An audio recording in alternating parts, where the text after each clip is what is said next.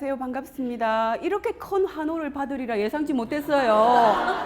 아니, 어떻게 이렇게 큰 박수 소리가 강의를 마치고 난 이후에는 시작 때보다 더 뜨거운 환호를 받을 수 있도록 진정성 있는 강의 펼쳐나가도록 하겠습니다. 저는 웃음 치료.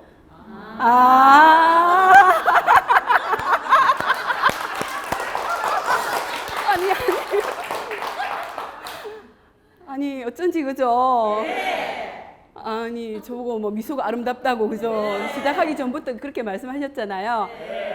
저는 웃음 치료 강의로 시작을 해서요. 지금은 친절 교육, 조직 활성화 교육, 행복한 인생 설계 등 다방면의 맞춤형 강의를 실시하고 있는 올해 9년 차. 또 놀라시네요. 아니, 이 정도 가지고 놀라시면 나중에 기절하시는 거 아니세요? 올해 9년 차 강사예요. 출신 성분을 속일 수가 없더라고요. 그래서 이제 모든 강의를 할 때 강의를 시작하기 전에 웃음 실기로 활력 충전, 화합의 장을 실시하고 난 이후에 본격적인 강의에 들어가기도 하고요. 뿐만 아니라 강의 제목을 정할 때도 웃음으로 표현하는 친절 마인드. 큰일 나서 이제 와와 하다가 우리 시간 다 보내게 생겼어요. 특강을 해야 하는데, 그리고 이제 건강한 웃음, 행복한 삶, 그리고 조직 활성화를 위한 행복 교육이라고 웃음하고 연관을 시켜서 제목을 정하기도 하고요. 그리고 이제 웃음하고 행복은 불가분의 관계 있잖아요. 그죠? 여러분들께서 보시기에 지금 제 모습이 매우 활기차고 행복해 보이십니까? 네. 그래요. 너무너무 감사드리고요. 혹시라도 아니요 하시는 분이 한 분이라도 계실까봐 조마조마했는데 너무너무 감사드립니다. 언제나 희망을 잃지 않고 목표를 향해서 도전하는 삶을 살게 된다면요. 자신의 부족한 부분까지 사랑하게 됩니다. 그래서 자아 실현을 체험할 수 있어요. 자존감이 높아집니다. 한 가지 업무를 하다 보면은요, 밖에서 우리 볼 때는 좀 쉬운 것 같죠? 네. 웃음 치료 강사들 쉽게 강의하는 것 같죠? 네. 깊이 있게 들어가면요, 해야 될 게 너무너무 많아요. 깊게 들어갈수록 강범위한 배움의 길이 있다니까요. 공부를 하다 보면은 자기 개발이 되고요. 또 더 노력하다 보면은 능력 이상의 뭔가를 해낼 수 있는, 그래서 삶의 보람까지 느끼는 자아 실현 얼마나 좋아요, 그죠? 내가 좀 부족하다 하더라도 노력만 하면은 자존감도 높아질 수 있습니다. 오늘 저와 함께 하시는 분들께서는 자신이 하고 있는 일 또는 하고자 하는 일에 더욱더 최선을 다하게 되어서 저보다 더 풍요로운 행복을 반드시 쟁취하게 될 것입니다.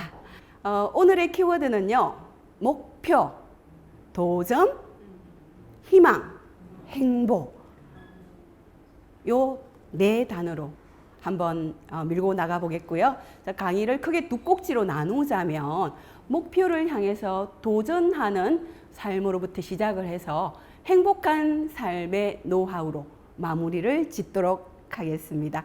여러분들 소통 중요한 거 알고 계시죠? 그죠? 네. 이 소통 근데 잘 안 돼요. 그죠? 네. 이 소통이 얼마나 중요한가 하면은 우리가 밤에 잠을 잘 때도 내 의지와는 상관없이 누군가하고 대화를 막 해요. 이 소통이 중요하기 때문입니다. 그 정표예요. 그리고 요즘 더 친구들 보니까 소통이 중요하다라는 걸 알고 애완동물하고도 소통을 하더라고요. 맞죠? 네. 저는 사실 애완동물 좀 좋아하는 편은 아닌데, 친구들이 이제 집에 가보니까, 우리 몽이 배고팠지? 어서 엄마가 밥 줄게 이러면서 엄마라고도 하고요. 그죠? 네. 근데 그 애완견이 진짜로 말을 알아들은 것 같아. 그래서 이제 밥을 주니까 막 먹어. 소통이 된 거더라고요. 그만큼 소통이 중요한 시대에 살고 있습니다. 작게는 가정에서부터 가족과 함께 소통을 하기도 하고요. 또 더 넓게는 조직 생활을 하면서 조직인들과 함께 소통을 하면서 지냅니다. 그리고 요즘에는 또 사조직도 얼마나 많아요. 왜 사조직을 만들까요? 내가 어떤 소속감이 필요하기 때문입니다. 거기서라도 내가 소통을 하고 싶은 거죠. 그래서 사조직을 만들어서 니는 이사해라. 나는 종마할게. 이렇게 해가지고 만들어서 소통을 해요. 그런데요, 이 소통이 의사 표현이 참 중요하잖아요. 저는 제 의사 표현을 할 때 이렇게 말로 하는 것보다는 글로 표현하는 걸 참 좋아해요. 그리고 쉬워요. 그리고 제 얘기를 좀 많이 하기보다는 다른 사람들의 이야기를 들어주는 것을 좋아하고요. 소통 요즘 가장 많이 하는 게 뭡니까? 카톡이나 SNS, 블로그, 페이스북. 저도 사실 이래요. 제가 강의했잖아요. 그러면 이렇게 친구들하고 만났을 때는 야, 내 오늘 강의했다. 이런 말 잘 안 해요.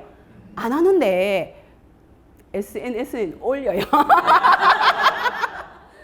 대화 안 해도 되니까 그냥 오늘 이렇게 특강했다면서 이렇게 올리거든요.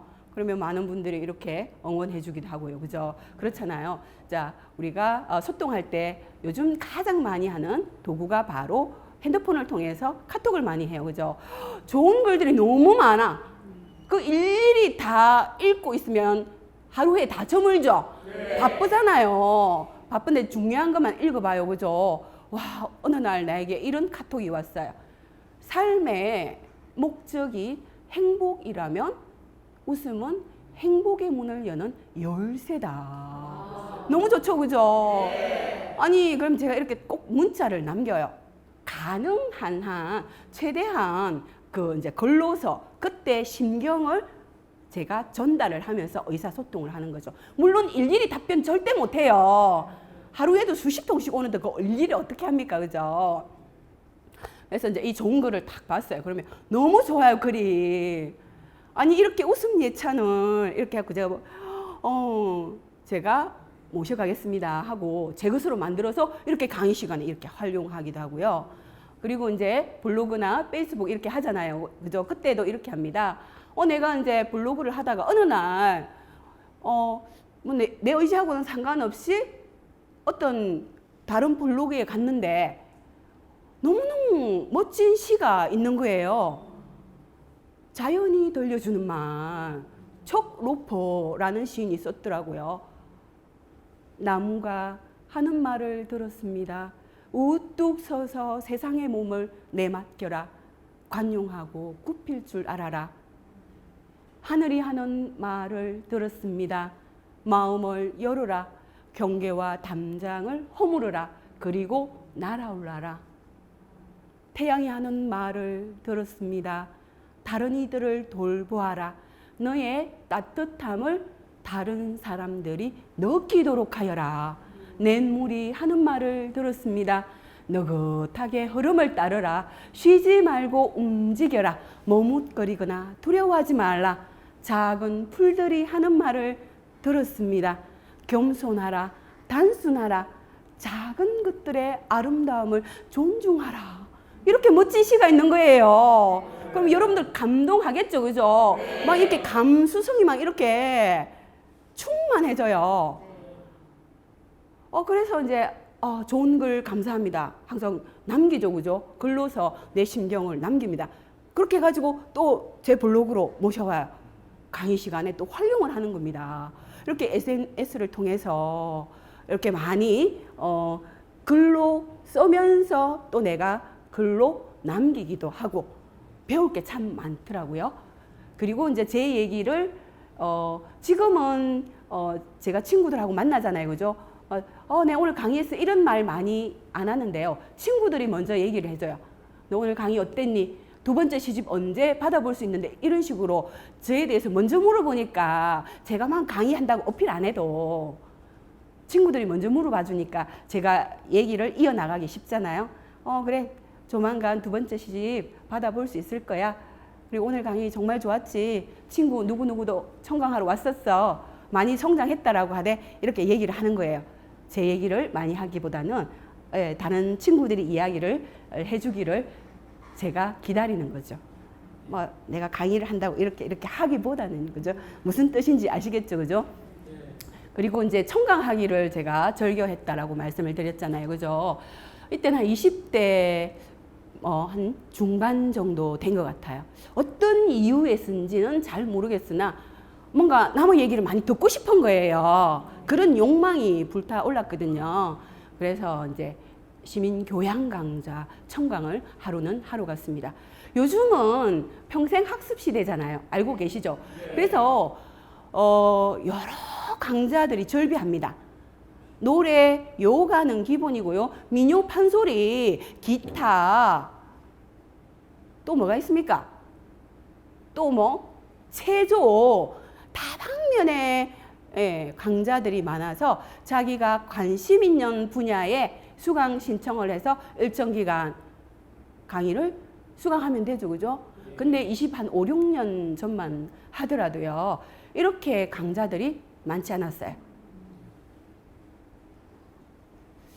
그래서 이제 어느 날 친구랑 같이 시민교양 강좌 MBC, 그것도 우리 MBC 시민교양 강좌 청강을 하러 갔거든요. 어딘가 하면은 저희 지역에서 정말 많은 사람들이 모일 수 있는 곳, 제일 많은 분들이 모일 수 있는 곳, 문화예술회관 갔어요. 대강당. 그만큼 사람들이 많이 몰렸다는 거죠, 그죠? 네. 그때는 갔는데 그날 어떤 강사분이 오셨는가 하면은요, 노래 강사분이셨어요. 구지윤 씨라는 아시는구나. 강사분이 오셔가지고 강의를 시작을 하는데 어떻게 하는가 하면은 그때 빨간 원피스를 입으시고요. 부드러운 그 서울말씨 있잖아요. 안녕하세요. 이렇게 하시는데 그 모습이 너무너무 멋있어 보이는 거 있잖아요. 이제 한마디로 요즘 말로 하면은 한 방에 뿅 갔어요, 제가. 그분한테 푹 빠진 거죠, 그 매력에. 그리고 그때 인원이 한 400~500명 정도 청강하러 왔는데 좀 많은 사람들 앞에서 어떻게 저렇게 당당하게 강의를 하시는 거지? 와, 너무 멋있다 라는 생각으로 강사라는 직업을 무작정 그냥 동경하기 시작을 했습니다. 그런데 제가 이제 꿈으로만 여기던 그 강사라는 직업을 현실로 실현시킬 수밖에 없는 계기가 다가오더라니까요. 저는 강사가 되기 직전에 톨게이트 징수원으로 근무를 했었어요. 근무를 하다가 삶의 전환점을 맞이하게 된 배경과 목표를 향해서 도전하는 모습들을 전해드리고자 합니다. 여러분들 고속도로 좀 이용하십니까? 네. 톨게이트. 우리나라를 일일 생활권으로 만들어준 가장 큰 조력자 역할을 한 게 고속도로잖아요. 24시간 자기가 그 목적지에, 출발지에서 목적지에 도착할 수 있어요. 오픈이 되어 있으니까 24시간 동안 누가 뭐 이렇게 밤에 온다고 아무 얘기 안 해요, 그죠? 24시간 마음대로 이게 움직일 수 있는 곳이 고속도로이고요. 그리고 경상남도와, 제가 살고 있는 경상남도와 이 수원시를 연결해 주는 곳도 바로 고속도로잖아요. 그리고 또 얼마나 좋아요, 요즘은 휴게소가 있어요. 뭐 가다가 좀 졸리면 쉬었다 가고, 배고프면 먹을 게 너무 많아. 종류도 많아요, 그죠? 가서 이제 좀 배도 채우고 가고 이렇게 하잖아요, 그죠? 근데 요즘은 그 하이패스를 많이 이용하신다라고 해요. 하이패스, 근무자가 없는 자동 통과 시스템 있잖아요. 바로 통과를 해버려요.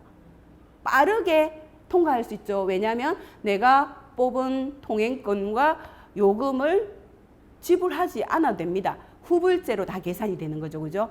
카드에서 다 빠져나가잖아요. 시간을 단축할 수 있습니다. 그래서 하이패스, 빠르게 통과한다라고 해서 요즘은 그렇게 하이패스를 많이 이용을 하고 계시는데요. 어떤 영업소에는 50% 정도로 하이패스 이용률이 높은 곳도 있다라고 해요.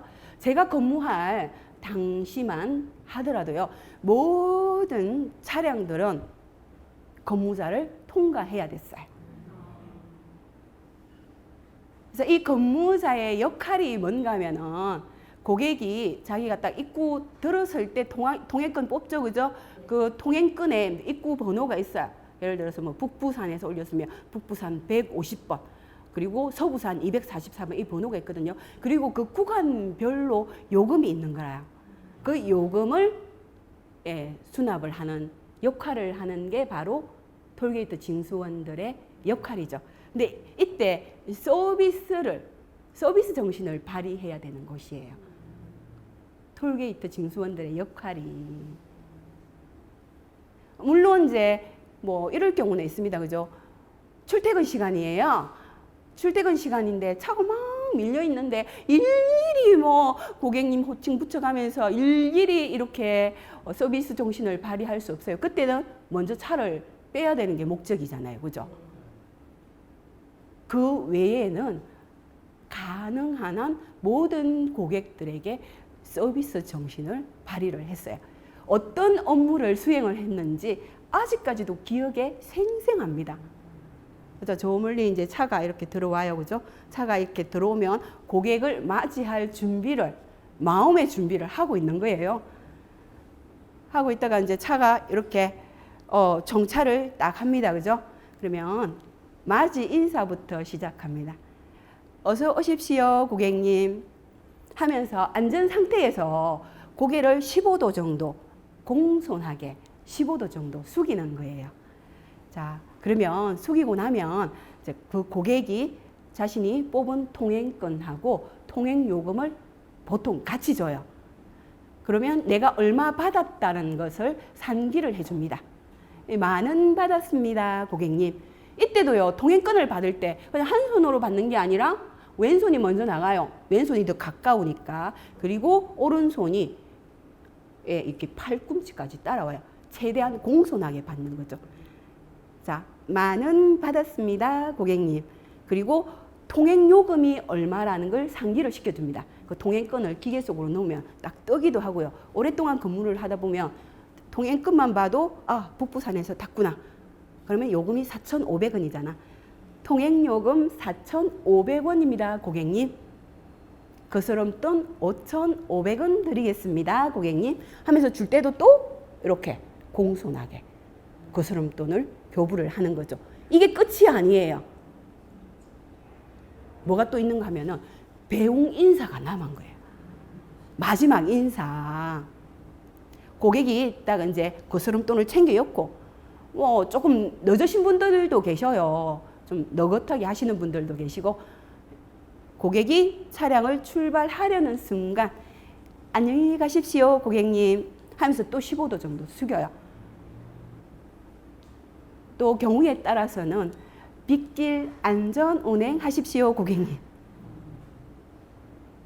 좋은 하루 되십시오, 고객님. 이렇게 멘트를 하는 거였죠. 이렇게 해야 한 고객에게 완벽한 서비스가 실천되는 겁니다. 그런데요, 이렇게 서비스를 실천 잘 할 수 있었던 이유는 연습을 많이 했다는 거죠. 왜냐하면 근무 들어가기 전에 항상 이렇게 친절 교육 받고 아자 화이팅 해가지고 이제 근무에 들어가고 투입이 되었다는 거죠. 얼마나 열심히 근무를 했으면 내가 고객에게 거스름돈을 4,500원 드려야 하는데 예를 들면 5,500원 막 줘버려. 그래서 마이너스가 나중에 근무 끝나고 보면 그만큼 열심히 했다는 거잖아요. 그죠? 내가 막 분명히 머릿속으로는 4,500원 드린다라고 하는데 5,500원 준 적도 있고 그래요. 그리고 이제 이게 직업의식이 얼마나 투철했던지, 내가 도로공사의 일원이다. 아, 정말 이보다 더 좋은 직장은 없다. 내 인생의 최고의 직장이다. 라고 생각을 했었고요. 또 이제 제가 톨게이트를 그만둔 이후에도 있잖아요. 어디, 그죠? 제가 마트에 갑니다. 그죠? 마트에 가서 뭐 식품들을 사고 결제를 할 때 카드를 드리잖아요. 그죠? 여러분들 현금 안 내시고 카드 내시죠? 아, 그렇구나. 아, 나만 카드 계산하는 줄 알고. 그때 뭐 제가 마트에 가서 계산을 할 때는 한 손으로 이렇게 드려도 별 어색함이 없어요. 그런데 제가 근무자가 있는 요금소, 톨게이트 아니라도 많아요. 공공기관, 뭐 시청이라든지 또는 대형 병원에도 근무자 앉아 있잖아요. 그렇게 이제 근무자들만 모이면 제가 어떻게 하는가? 항상 두 손으로 드려요. 제가 고객인데도, 아유, 근무자 끝났는데도 그죠? 그때 했던 그 서비스 정신 때문에 두 손으로 드리기도 하고요. 그리고 이제 제가 계산을 하고 나오잖아요. 나올 때도 제가 먼저 인사를 해요. 수고하십시오, 고객님, 막 이러는 거예요. 그만큼 열심히 했었다, 자부심이 강했다, 라는 말씀을 지금 드리고 있고요. 그런데, 그토록 재미있어 하고, 서비스 그 업 자체가 즐거웠고, 내 인생의 최고의 직장이라고 여겼던 그곳을 그만둘 수밖에 없는 계기가 다가오더라고요. 자, 지금으로부터 9년 전 저는 하나밖에 없는 여동생을 유방암으로 아주 먼 곳으로 보냈습니다. 고통을 받으면서 삶을 마감하는 동생의 모습을 지켜보면서 우리 사는 게 언제 어떻게 될지 모르는 것이구나. 그렇기 때문에 살아있는 동안에 자신이 꼭 하고 싶은 일을 하면서 살아야 한다는 삶의 목표가 설정되었던 거죠. 제가 근무를 하러 가게 되면은 친정 엄마께서 이제 여동생을 돌보고 계셨죠. 제가 근무를 하러 갔지만 마음은 항상 병원에 있는 거죠. 동생이 좀 잘 견디고 있는지. 쉬는 시간에 가서 전화를 한번 해봅니다. 해보면 제가 언제 마치고 올지 그것만 기다리는 거예요, 여동생이. 내 동생은 지금 이 세상과 이별을 하려고 준비 중인데 나는 지금 여기서 무엇을 하는가? 라는 생각에 이게 눈물이 앞을 가려가지고 도저히 일을 할 수 없는 지경에 이르러서 저는 직장을 그만두었습니다. 직장을 그만두었는데요. 옆에 동료들이 더 난리예요. 니 어떻게 하려고 그러느냐. 어떻게 먹고 살 건데. 일이 잘 마무리가 되면 다시 출근을 해라 라고 했지만 그런 말들은 제 귀에 들어오지 않았습니다. 오직 동생의 마지막을 지켜주고 싶었던 거죠.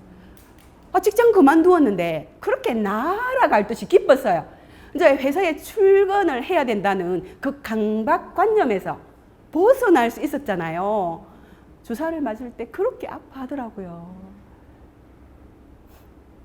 요즘 암 환자들은요, 고통이 좀 덜해요.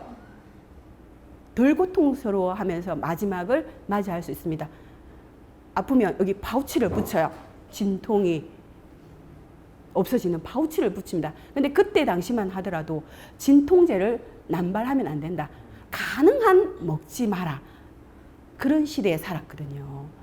그래서 이제 주사를 맞을 때, 고통스러워할 때 손을 잡아주면서 고통을 함께 나누기도 했고요.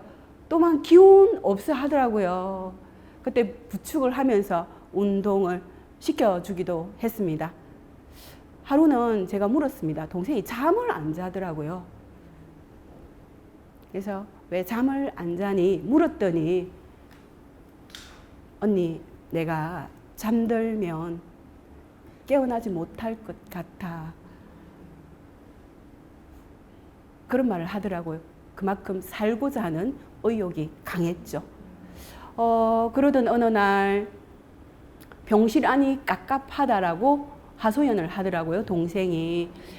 그래서 이제 부축을 해서 강이 보이는 병원 정문 앞으로 갔습니다. 이런저런 얘기를 나누고 있었는데요.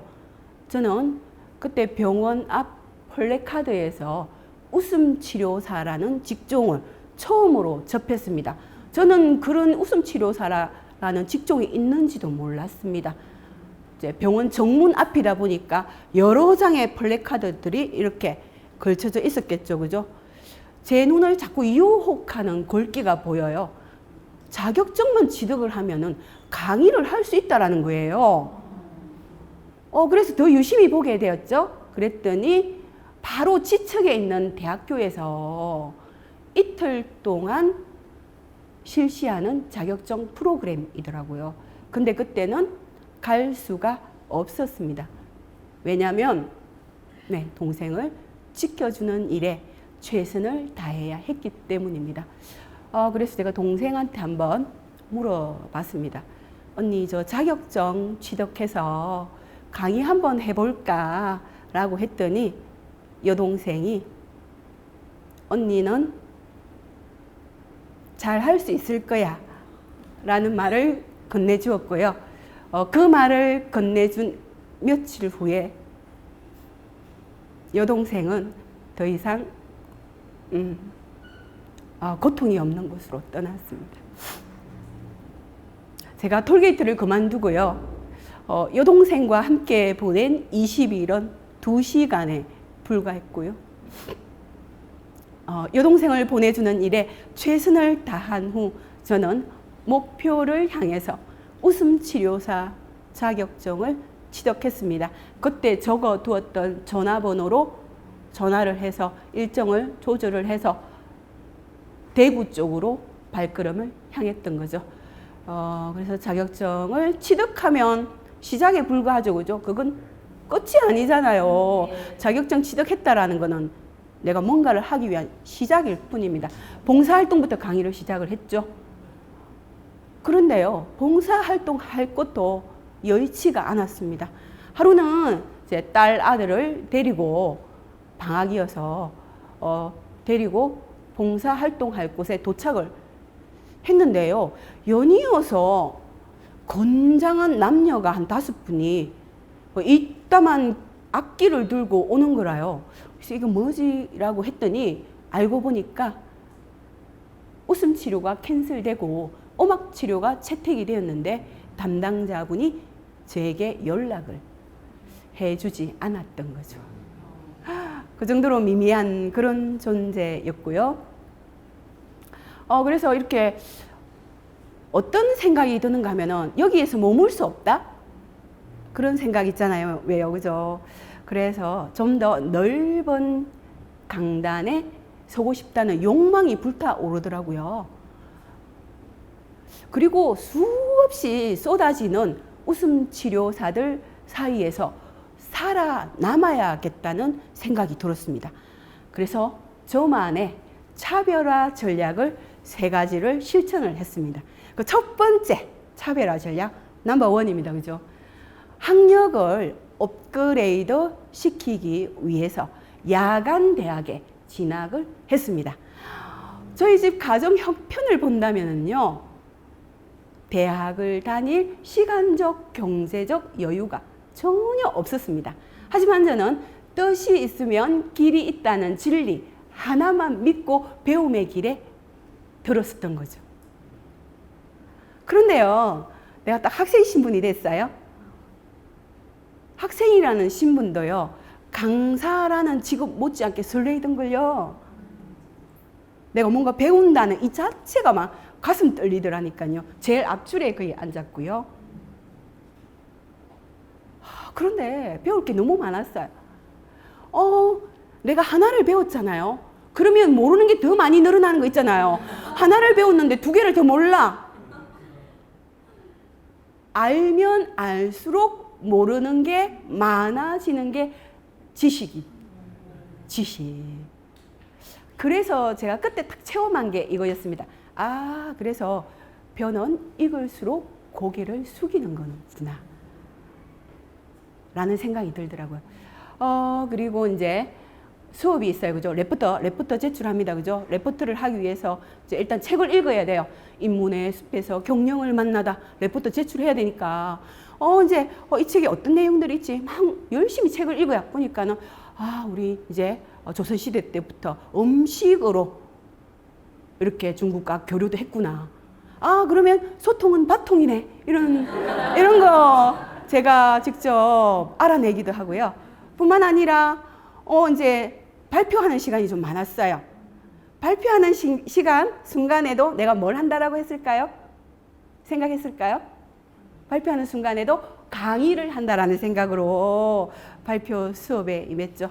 그리고 대학을 마치고 돌아오는 깜깜한 밤하늘을 보면서 나에게 내일이 찾아오지 않는다 할지라도 나는 오늘 이 길을 걸어야겠다라고 다짐하면서 강사의 길을 포기하지 않았습니다. 맑은 날은 맑은 날대로 하늘을 자주 바라보았습니다. 저 넓고 높은 저 하늘이 무너져도 솟아날 구멍이 있다라고 생각을 하면서 그 명언들을 저에게 접목을 시켰던 거죠. 그래서 그렇게 하면서 강사의 길을 포기하지 않았어요. 그러던 와중에 어느 날 거의 제가 강의 시작한 지 거의 1년 정도 되어갈 무렵에 저에게 강의 요청이 왔어요. 박수. 아유, 감사합니다. 감사합니다. 센스 있으시구나.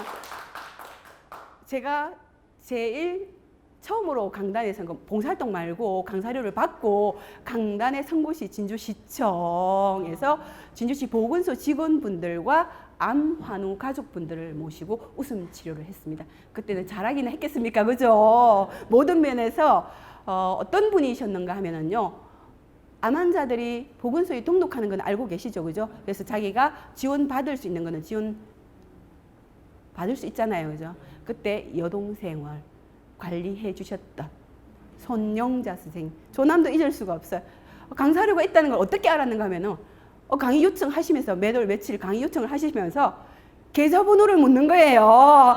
그 강사료 있다는 거잖아요. 그럼 제가 강사료 얼마예요? 물었을까요? 그렇죠. 물을 수가 없죠. 무조건 콜입니다. 가야 됩니다. 그죠? 무조건이야. 달려갔는데요. 자, 그때 부족했지만 강의를 하고 제가 처음 받았던 강사료가 10만 원이었는데요. 그걸 딱 받고 나니까 왠지 자신감이 생겨요. 할 수 있겠다는 자신감이 생기더라니까요. 그래서 두 번째 차별화 전략이 바로 웃음 기법 개발. 웃음을 연구하시는 많은 분들은 웃음에도 종류가 있다라고 했지. 미소, 박장대소, 포복절도, 반대소, 홍소, 냉소, 금소, 미소. 이 많은 웃음들 중에서 웃음의 가장 기본은 미소잖아. 그리고 웃음의 절정, 클라이막스는 바로 박장대소잖아. 그러면 이 두 개를 한번 체험해보는 거야. 그래서 웃음 실기 강의, 웃음 제목은 미박웃음. 우리가 파하고 폭소를 한번 터뜨리는 순간에 요 에어로빅을 5분 동안 하는 운동량의 효과가 있다라던데, 그러면 파 던지고 나서 자 하하하 이렇게 웃음을 유지해보면 더 효과가 좋겠지? 그래서 파하 웃음. 그리고 우리가 작은 일에도 크게 감동을 하면은 나 진짜로 정말로 감동할 일이 생긴대. 로또 1등 당첨되면 얼마나 좋을까. 그래서 막 돈이 하늘에서 떨어지는 상상을 하면서 감동하는 황금 웃음. 미소 짓는 거 참 중요하지. 서비스업에서 미소를 지으면서 아이 컨택을 해야지. 손끝, 빵끝, 손끝, 빵. 이렇게 제가 웃음 기법들을 직접 개발하기 시작한 거예요.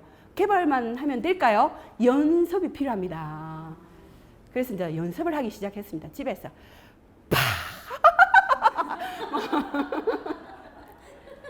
자, 때로는 막 이렇게 연습을 밤낮으로 했어요. 이제 반란이 일어났습니다. 반란. 저희 집에서 남편은 남편대로, 아들은 아들대로, 딸은 딸대로 제발 시끄럽다, 귀신이 나오겠다고, 제발 좀 그만해라고. 반란이 일어날 때까지 열심히 연습을 했어요. 여러분 이거 아세요? 평소에 이렇게 열심히 연습을 하시는 분들은요 실전에 강해요. 나 실전에 강하다 하시는 분들은요, 이렇게 평소에 열심히 하시는 분들이시라니까요. 안 봐도 딱 알아요. 제가 그렇게 하고 있거든요. 그래서 이제 이렇게 우선 기법들까지 이렇게 제가 개발했다라고 해서 많은 분들이 뭐 또 제가 강사료 받고 뭐 서너 번 강의를 했다라고 해서 병아리 강사인 저에게 강의 좀 해주십시오 이렇게 안 하잖아요, 보통. 무쇠 뿔처럼 저 혼자서 강의장을 개척하기 시작했습니다. 그때 틈새 시장을 제가 노린 거죠. 강의장을 강의할 곳을 찾아갔습니다. 갔는데 교육 담당자분들이 너무나 친절하게 얘기를 해주더라고요. 지금 웃음 치료사들이 너무 포화 상태입니다. 강의할 곳 없어요. 다른 직업을 알아보셔야 됩니다. 그 말은 안 해도 되는데 너무너무 친절하시더라니까요. 그 얘기까지 하시더라니까. 다른 직업 알아보라고. 그래도 저는 포기하지 않고 분명히 내가 강의할 곳이 있을 거야. 틈새 시장이 있을 거야 라고 생각을 하면서 강의자 개척을 포기하지 않았습니다. 그러던 어느 날 이제 교육이라는 단어가 보이더라고요. 무작정 들어갔습니다. 들어가서요. 지금 제가 대학교 2학년 재학 중이고요. 웃음 실기를 통해서 막 활력 충전할 수 있어요. 화합회장 만들 수 있어요. 이렇게 말씀드렸더니 그 교육 담당자분께서 하시는 말씀이 여기에 출강하시는 분들은 대학 졸업은 기본이고 대학은 졸업을 하신 분들이 많습니다 라고 말씀하시더라고요. 가라 소리를 안 해. 그래서 이제 제가 가라 해도 안 나갈 참이었죠, 그죠? 이렇게 이제 말씀을 하시더라고요. 그래서 제가 뭐라고 말씀을 드렸는가 하면은 지금은 제가 대학교 재학 중이지만 대학을 졸업하고 나면 대학원 석사 과정에 꼭 입학할 거고요. 졸업도 할 겁니다. 이렇게 말씀드렸어요. 그랬더니 그 담당자분께서 말씀하시기를 그러면 지금까지 강의한 거 한번 내봐라. 동영상 한번 보자. 동영상을 요구를 하시더라고요. 제 블로그 홈페이지에 딱 한 편 있었어요.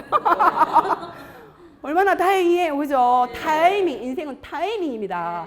딱 한 편이 올려져 있었는데 그걸 보여드렸더니 그래도 많은 분들이 동참하시네요. 이 정도면 활력 충전 되겠습니다. 화합회장 만들 수 있습니다. 인정을 받은 거라요. 아우, 감사합니다. 자, 그리고 그분께서 하시는 말씀이 올해 강의는 끝이 났습니다. 내년에 꼭 강의할 수 있도록 해주겠습니다 라고 이제 내년 거 강사 위촉 계약서 그 자리에서 바로 적었어요. 1년 동안. 그리고 그 일을 계기로 해서 타 지역 부산, 창원, 양산 쪽에도 강의가 확대되었고요. 지금까지 끊임없이 노력하고 있는 결과 제가 청강하면서 강사의 꿈을 키워왔던 MBC 시민교양 강좌 아시죠? 네. 시민교양 강좌까지 출강하는 강사가 되었고요. 뿐만 아니라 이제 전국구 강사가 되었어요. 이제 서울, 이제 올해는 제주도까지 제가 출강하게 되었는걸요. 포기하지 않으면 언젠가는 꿈은 이루어집니다. 목표를 향해서 언제나 희망을 잊지 않고 도전하는 삶을 살게 된다면 행복한 삶이 이루어집니다. 그래서 행복한 삶의 노하우 첫 번째 목표, 맞아요. 목표를 향해서 도전하는 희망이 첫 번째 되겠습니다. 두 번째 행복한 삶의 노하우, 주어진 환경에 만족을 하면서요, 시시각각으로 다가오는 슬픔의 순간들은 짧게 하고 기쁨으로 성화시키는 그런 내공인들이 행복한 삶의 주인공이 될 수 있습니다. 저 이런 삶 살고 있어요. 내가 이런 삶을 살고 있으니까 여러분들께 말씀드리는 거잖아요. 그죠? 힘주어서 말씀드리는 거잖아요. 그죠? 자, 저는 톨게이트 징수원으로 근무를 할 때 이런 말을 참 자주 들었어요. 언니 피부 진짜 깔끔하다. 어떻게 그렇게 잡티 하나 없어? 피부 미인이 진짜 미인이야. 여러분들께서는 지금 믿지 않으시는 그런 표정. 못 믿죠, 그죠? 왜냐하면 제가 지금 10년 전의 얘기를 재연을 한 거니까. 지금 얘기 아니니까. 에? 사실은 그 얘기 듣고 싶어서. 요 감사합니다. 그죠? 그런데 사실은 있잖아요. 이런 말들은 위로의 말에 지나지 않았습니다. 저는 그때까지만 하더라도요, 실제 제 나이보다요, 10살 정도, 심지어는 10살 정도 더 많게 보였어요. 왜 그런가 하면은, 같은 이제 동료 직원, 저보다 뭐 5살, 6살 많은 언니랑 같이 있어도 누가 언니인지 신입사원이 들어오면은 제가 막 언니 이렇게 하면은 이거 뭐지 하고 이렇게 쳐다봤으니까요. 그리고 그때까지만 해도 단벌 신사였어요. 그리고 저는 우환이 낀 얼굴이다라는 말도 들었습니다. 뭐 제 삶이 어땠길래 우환이 낀 얼굴이라는 말을 들었지 궁금하시죠? 그래서 저희 가족 이야기를 잠시 전해드릴까 합니다. 저는 친구의 소개로 남편을 만났습니다. 만났는데 뭐 다른 조건들은 다 놔놓고 사람이 좀 착하게 보였어요. 착하고 좀 성실하게 보이더라고요. 그래서 부부의 연을 맺게 되었습니다. 그런데 결혼 1년 6개월 만에 남편이 교통사고가 났습니다. 경추신경 아시죠? 그죠? 목 신경에 손상을 입어서 혼자서는 아무것도 할 수 없는 1급 장애인이 되었습니다.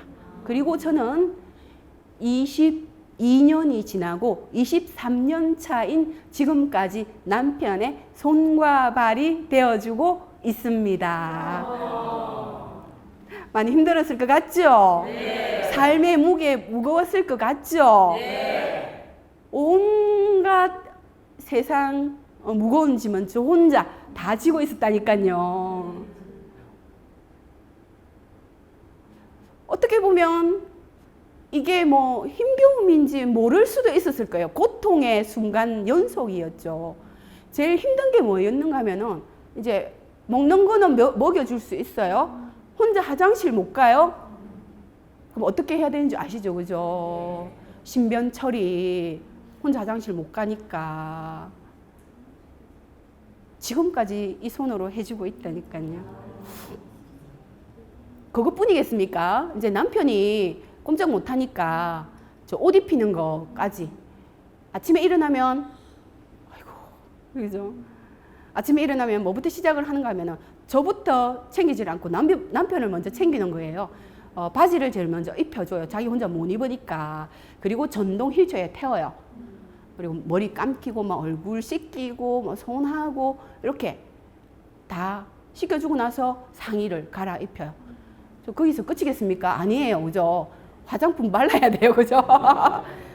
양치질은 본인이 해요. 어떻게 하는가 하면 이제 칫솔로 이렇게 잡고 칫솔 그 끝부분 있잖아요. 이렇게 잡고. 근데 그 치약을 준비해주고 물을 컵을 2개 갖다 주는 과정은